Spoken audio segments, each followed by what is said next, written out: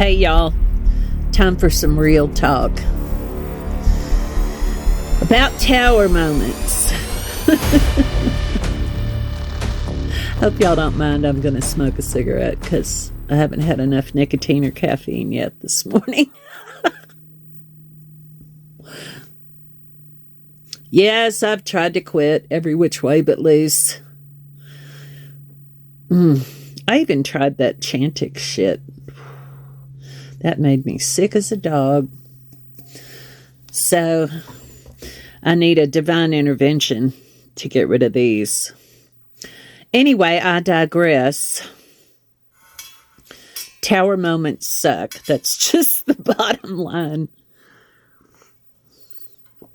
It really is. It's the bottom line. They suck.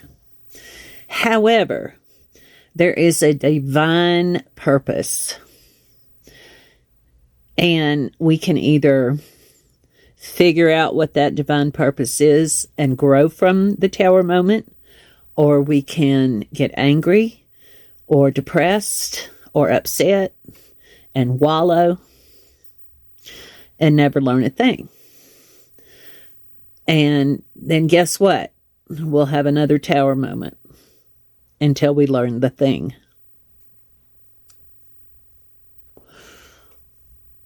It took me a long time to figure that out. So now when I have a tower moment, I know that there is a lesson to be learned. I know that I'm supposed to figure out something. So my first question is, what do I need to let go of that I'm not letting go of? And then I wait until I hear the answer. And sometimes it pisses me the fuck off. I'm not going to lie. It sometimes really pisses me off because it's something I don't want to let go of. For instance, I absolutely love traveling. And when the Cheeto dusted fuckwit in the Oval Office decided to get us into another unnecessary war, and the fuel prices started going through the roof, I was out in California, and my spirit team said, you need to go to the ranch, my ranch in New Mexico, and you need to sit for the foreseeable future. I'm like, no, I want to go to Utah with my girls.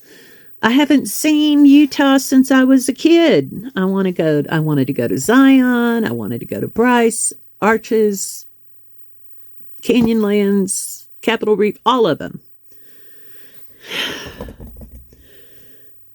And they told me no. And so I'm like, I'm not letting this go. This has been something we've been planning for years. This is the first year we've been able to pull it off. I'm going. And then my best nomad girlfriend, tomorrow's her birthday, and she is jumping off a cliff in Moab to celebrate her 60th birthday. And we've been planning this for over a year, and I was supposed to be there. So I just was stubborn. And I said, no, I'm going. I'll bite the bullet financially and go. So my car, my Mini Cooper that I tow behind the bus, just mysteriously started acting up for no reason. I just had it into the mechanic shop in January, had a bunch of stuff fixed before I hit the road. It should have been fine. It's not. And instead of recognizing it for what it was, which was my spirit team's insistence that I go back to the ranch, I checked into a bunch of stuff and decided it was fixed. And it was just a glitch. And so we're getting ready to leave to go to Utah. I had to run into town, the closest town where we were in California, to, do laundry and get groceries and get ready to go, right? I go do all of that stuff. And on my way back to where we were camped, right as I get to within a couple hundred yards of where we're camping, the car starts doing this and sputtering. And I pull up next to the bus.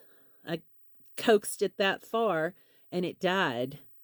And it never started again. And in order to get it hooked up to the bus, we even had to push it into place to get it lined up to hook to the tow mechanism. Was I pissed off? You bet your sweet bippy I was pissed off. But then Oscato said, we told you to go back to the ranch and now you have to.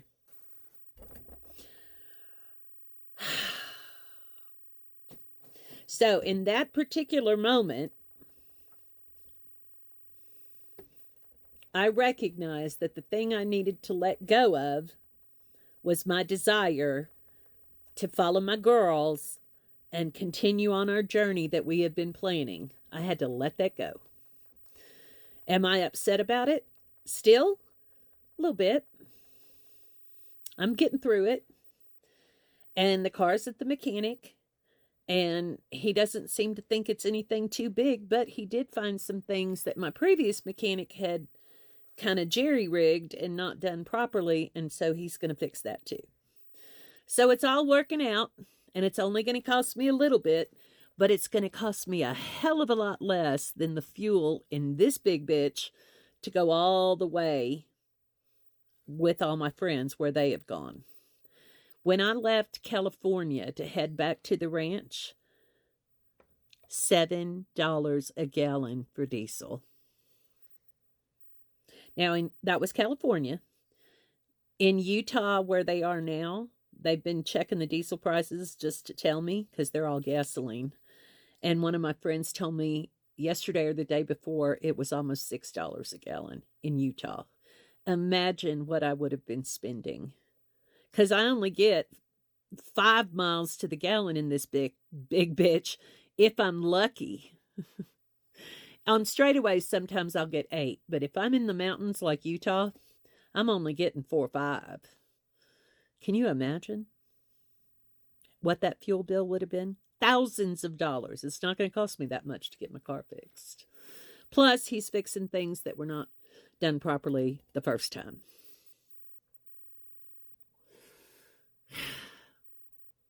So, tower moments. The first question I ask, what do I need to let go of? So I'm kind of in a tower moment now with the MS flare. I haven't had a flare like this in years, like before the pandemic years. And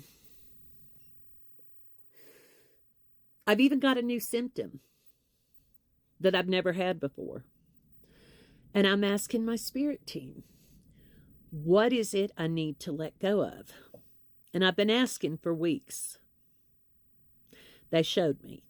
I'm not going to share with y'all. It's personal. And so I'm working through letting that go. And as I am letting that go, the flare seems to be easing up. Okay? So that's the first thing you need to do when you find yourself in a tower moment. What is it that I need to let go of? And then listen and ask the universe to help you in the process of letting it go. That's 1. 2.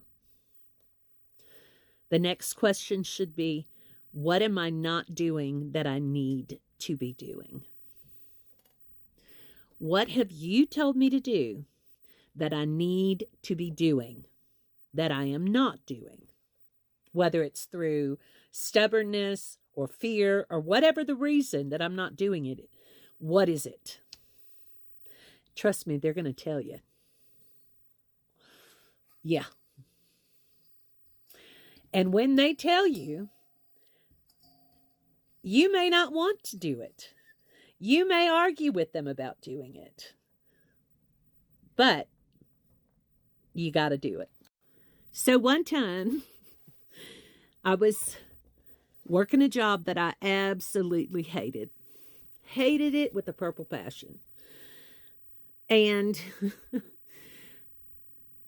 I kept getting told that I needed to quit the job. But you know what stopped me? Fear. I needed the money. And I didn't think I could get a new job soon enough because, paycheck to paycheck, you know how that works. And if you're even a week without a job, yeah, you know how that is. So I argued and I said, no, I'm not going to quit this job. It's a good paycheck. Well, guess what happened? After about a month of me arguing, I got fired. I got fired. And I'm a good hard worker. At least I was back before I got really, really sick. I'm a good hard worker. And I did not understand why I got fired. But you know what happened? I think it was 2, maybe 3 days later.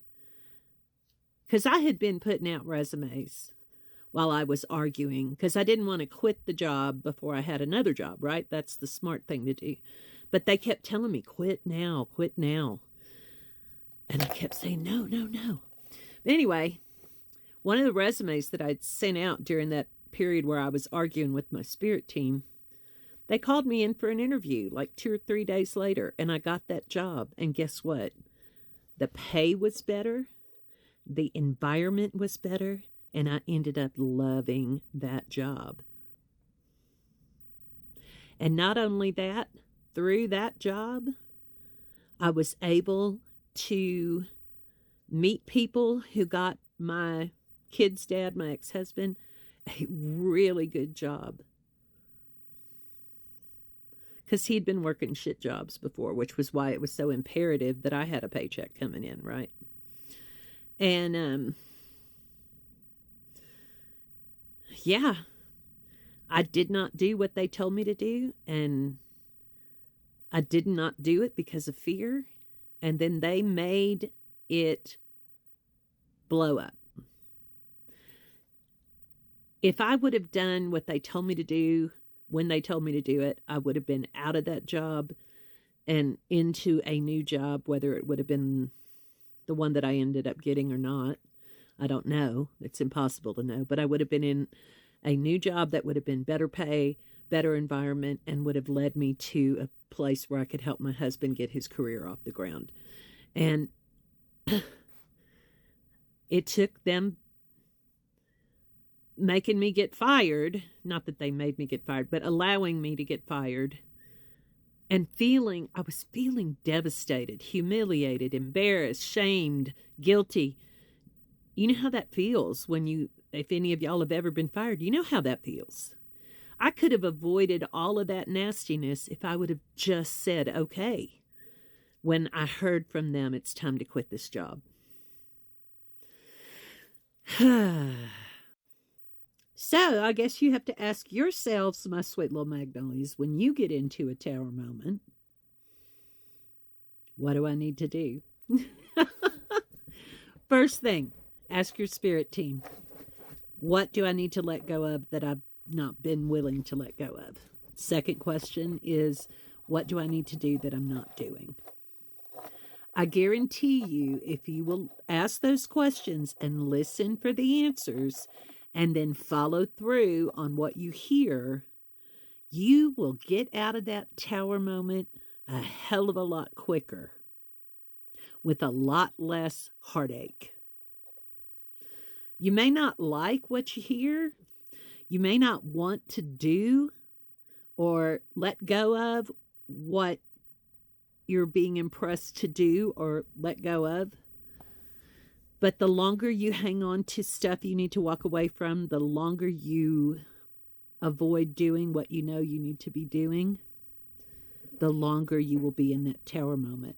And if you get through the tower moment and without ever having let go of what you need to let go of, or without ever having done what you know you need to do, just wait. You'll have another tower moment that'll tell you the same thing. Yeah.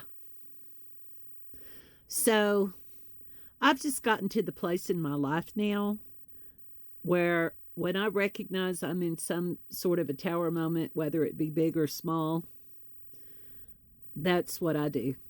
I just sit down, press in, connect with spirit, and say, okay, guys, what do I need to let go of that I'm not letting go of? What do I need to do that I'm not doing? And when I hear, I'm learning just to fucking do it. Just do it. Let it go. Do the thing. Just fucking do it. Because it's much easier than fighting against forces that you cannot ever beat. What are those forces? Universe. Universal laws. Universal laws exist, and they are fully operational whether we want to participate or not. Let's look at gravity. Universal law. If you decide gravity doesn't apply to you and you walk off the edge of a cliff, guess what? Doesn't matter if you believe it or don't believe it, it's still going to happen. You're going to fall. And you're either going to get hurt real bad or you're going to die. Universal laws are there in force regardless of whether you believe in them or not. Karma is another one of them. Law of attraction is another one of them. Unavoidable, unbeatable universal laws. So, when you get into a tower moment, ask, what am I not letting go of that I should be? What am I not doing that I should be doing? Listen for the answers, and then just do it, y'all. I hope this teaching helped you understand tower moments a little better. If you have any questions, don't hesitate to reach out. Leave the questions in the comments. Tell me your opinions of my teaching. I teach what I hear. And this is what they've been telling me for the last couple of days that I need to teach about. So let me know what you think. Ask any questions you have, and I will do my best to answer them. Have a wonderful day. I love y'all, and I'll see you next time.